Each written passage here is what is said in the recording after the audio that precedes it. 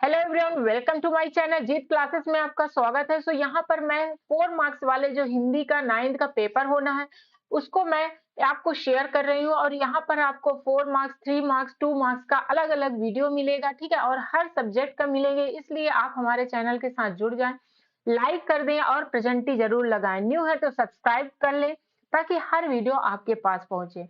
Start करती हूँ, जैसे यहाँ पर शो है। स्टार्ट करती हूँ। ये संपूर्ण बुक का इंपॉर्टेंट क्वेश्चन है, ठीक है।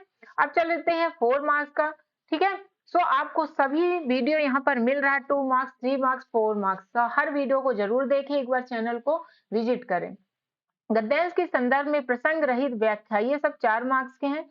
दोनों दिन भर जो तो जाते, डंडे खाते, अड़ते, शाम को थान पर बांध दिए जाते और रात को वही बालिका उन्हें 2 रोटियां खिला जाती। प्रेम की इस प्रसाद की बरकत थी कि दो दो गाल सुखा भूसा खाकर भी दोनों दुर्बल न होते, मगर दोनों की आंखों में रोम रोम में विद्रोह भरा हुआ था, ठीक है। इसका संदर्भ, प्रसंग और व्याख्या लिखना थोड़ी अच्छे से लिखे, पॉइंट देकर लिखे, हेडिंग डालकर लिखे, ताकि नंबर भी राइटिंग का मिलता है। संदर्भ क्या, प्रस्तुत गद्यांश कक्षा 9वीं क्षितिज के पाठ 1 दो बैलों की कथा नामक पाठ से लिया गया है।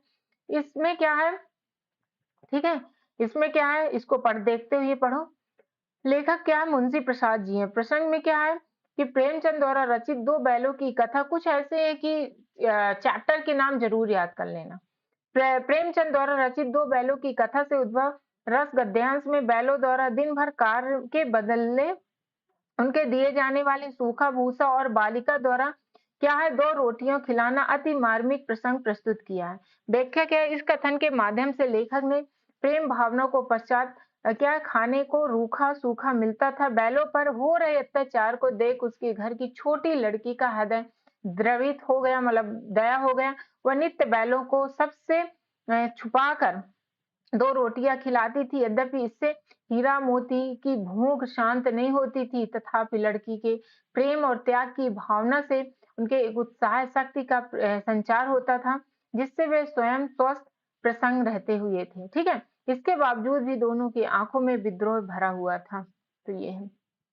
नेक्स्ट है, बाबा कहते थे इसको हम विदुषी बनाएंगे। मेरे संबंध में उनका विचार बहुत ऊंचा रहा, इसलिए पंचतंत्र भी पढ़ा मैंने, संस्कृत भी पढ़ी। ये अवसर चाहते थे कि उर्दू फारसी सीख लूं, लेकिन वह मेरे बस की नहीं थी, ठीक है। जब एक दिन मौलवी साहब को देखा तो बस दूसरे दिन मैंने चारपाई के नीचे जा छिपी। अब देखो इसमें क्या संदर्भ, प्रस्तुत गद्यांश मेरे बचपन के दिन पाठ से लिया गया है। इसके लेखिका महादेवी वर्मा है। प्रसंग में क्या है, इस संस्मरण में लेखिका ने अपने बचपन के दिनों का संस्मरण स्मरण सॉरी करते हुए, मतलब उसको ध्यान रखते हुए, उसको स्मरण रिमेम्बरी करते हुए लिखा है कि परिवार में कई पीढ़ियों के बाद कोई कन्या का जन्म हुआ। व्याख्या क्या है, बाबा कहते हैं थे कि इसको हम विदुषी बनाएंगे। मेरे संबंध में उनका विचार बहुत ऊंचा था, इसलिए उसने पंचतंत्र भी पढ़ा, ठीक है। ये व्याख्या है, और थोड़ी सी भी आप रिलेट करके लिख देना, ठीक है।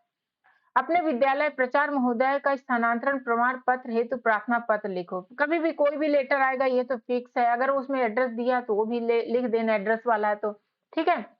नेम दे दिया, हाँ नेम दे, डेट दे, ये सब तो वही डालना, अपना ना लिख देना। ये सब पॉइंट यहाँ से आराम से आपको 1 नंबर मिलता है, क्योंकि प्रतिष्ठा में श्रीमान प्रचार महोदय शासकीय उच्चतर माध्यमिक विद्यालय, ठीक है। अब देखो, धार जगह का नाम वो नीचे लिख दिए हैं, धार वहीं पर लिख देना साइड में नीचे। विषय फिर यहाँ से आपको 2 नंबर मिलता है और 1 नंबर मिलता है नीचे, और ये ऊपर जो है दिनांक जब पेपर होता है ना उसी टाइम का डालना, अगर दिया नहीं है तो, ठीक है। मान लो अभी क्या है 2024 चल रहा है, तो 2024 के टाइम का मार्च का डाल देना।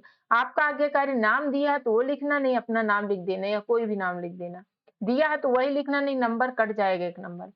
विषय स्थानांतरण प्रमाण पत्र प्रदान करने विषय, ठीक है। महोदय से विनम्र निवेदन है कि सबने नम्र निवेदन है या विनम्र निवेदन है कि आपके विद्यालय की कक्षा 9वीं आ का एक नियमित छात्र हूँ। मेरे पिताजी का यहाँ से इंदौर के लिए स्थानांतरण, मिस वहां से वहां प्रमोशन हो गया, या जो भी हो गया, प्रमोट हो गए, ट्रांसफर हो गया, ट्रांसफर कहेंगे, स्थानांतरण हो गया है। इस कारण से मैं अपना अध्ययन इस विद्यालय में आगे जारी रखने में असमर्थ हूँ। अतः मुझे विद्यालय छोड़ने का प्रमाण पत्र देने की कृपा करें। मैंने विद्यालय के समस्त शुल्क, पुस्तकें, खेल आदि का सामान जमा कर दिया। विद्यालय का कुछ बकाया नहीं है का प्रमाण पत्र संलग्न है। ठीक है, विद्यालय कुछ बकाया नहीं का प्रमाण पत्र संलग्न है। तो ये आपका आज्ञाकारी और दिनांक जिस टाइम लिखते हो उसके आगे पीछे लिख देना।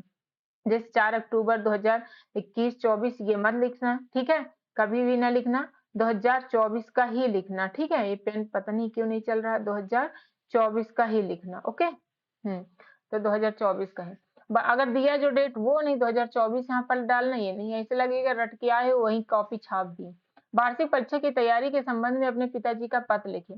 पूज्य पिताजी, देखो यहाँ पर अगर एड्रेस दिया तो एड्रेस जरूर लिखना, ठीक है? यहाँ से दे रहे हैं, नहीं दिया तो कोई बात नहीं, इधर जैसे लिखा है परीक्षा भवन 4 अक्टूबर ये सब, ठीक है? एड्रेस दिए तो परीक्षा, वार्षिक परीक्षा की तैयारी संबंध में अपने पिताजी को पत्र लिखिए। तो यहाँ पर हमने लिखा नहीं, जो है लिखना, ठीक है? पूज्य पिताजी, साधारण चरण स्पर्श में कुशल पूर्वक रहें कर आपकी कुशलता चाहता हूँ। पिताजी की विदा हो कि मेरी वार्षिक परीक्षा एकदम पास आ गई है। तैयारी में मैं जी जान जुटा दूंगा, मतलब जुट गया हूँ। मेरे पाठ्यक्रम को एक एक करके तैयार और पूरा कर लिया हूँ, इसलिए सबको एक बार तैयार कर लें, ये सब बहुत इंपॉर्टेंट है, ठीक है? ये है। इसके बाद यहाँ पर ये कर लिया हूँ, इसके बाद अपना नाम, आपका मतलब प्यारा बेटा, जो भी बेटी बेटा, यहाँ पर हम प्रिंटिंग मिस्टेक हो गया इसलिए बता रहे हैं। यहाँ पर अपना नाम लिख देना और डेट डाल देना, ठीक है? डेट तो यहीं पे डाल दोगे, तो नेम आपका बेटा, आपका प्रिय बेटा, ऐसे करके नेम डाल देना। यहाँ पर एड्रेस जरूर डालना जो लिखा नहीं है, रोम जैसे नंबर, गली नंबर, ये ऐसे रहता है ना, 304 गली नंबर ए, ठीक है? मतलब हम बोल रहे हैं जबलपुर या रांची, कहीं का भी मध्य प्रदेश, ठीक है? तो यहाँ पर ऐसे लिख देना। तो ये कुछ इंपॉर्टेंट क्वेश्चन था जो कि काफी इंपॉर्टेंट है और ये बुक का इंपॉर्टेंट क्वेश्चन लिया गया है। तो जल्दी से अपने दोस्तों को शेयर करें, जुड़ जाएं, हर क्वेश्चन आपको मिलेगा हर सब्जेक्ट का। थैंक यू फॉर वॉचिंग, हमेशा खुश रहें, मस्त रहें।